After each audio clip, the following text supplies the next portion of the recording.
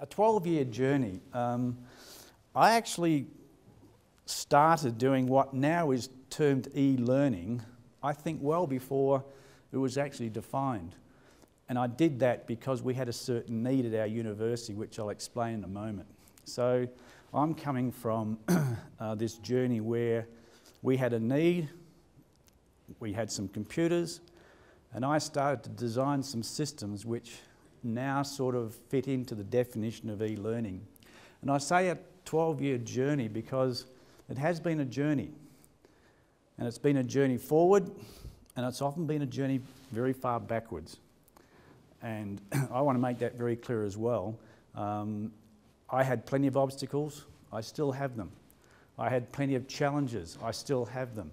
We're always going to have obstacles and we're always going to have challenges.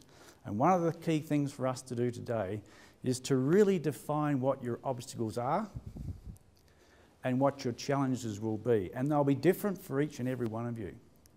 So as much as possible, have a think about that. Everyone has their own philosophy of teaching.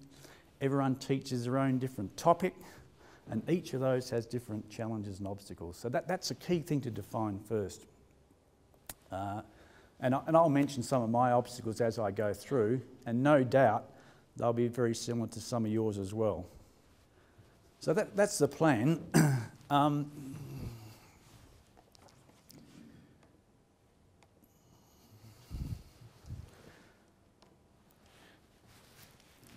This is just a couple of images of the University of Western Australia. I'm from Perth, which is on the west coast of Australia. The University of Western Australia is a research-intensive institution. It's, I think, about the top 114 in the world because of its high research output. And that's an obstacle to start with that I had. Teaching was, you know, back in the early 90s, it just wasn't appreciated enough in our university.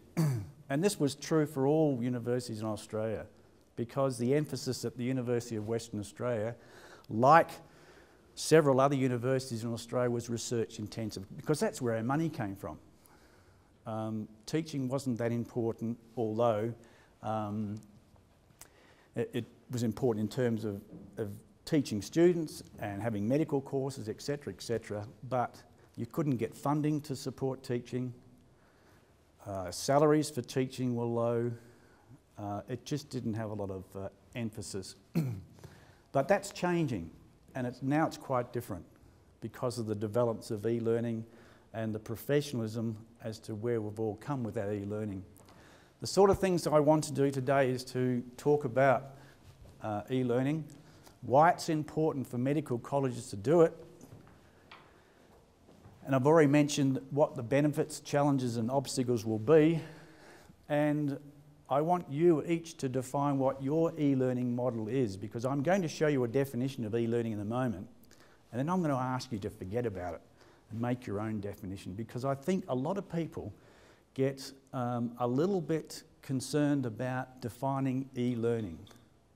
We all do e-learning to some degree in different ways.